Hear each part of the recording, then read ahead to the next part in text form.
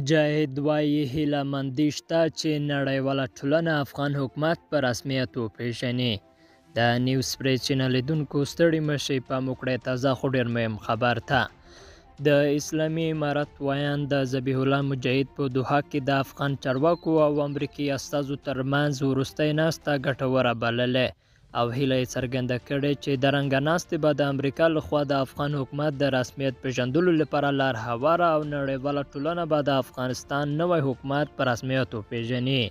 بل لور ته د پاکستان ولسمشر او صدر اعظم د عبدالقادر خان پر مړینه خواخوږي وښوده. د پاکستان ولسمشر عارف الوی او صدر اعظم عمران خان د عبدالقادر خان پر مړینه چې د پاکستان د اټومي انرژۍ پلار بلل کېږي خواخوږي وښوده. عبدالقادر خان پرون د 15 کلونو په عمر په اسلام آباد کې مړ شو.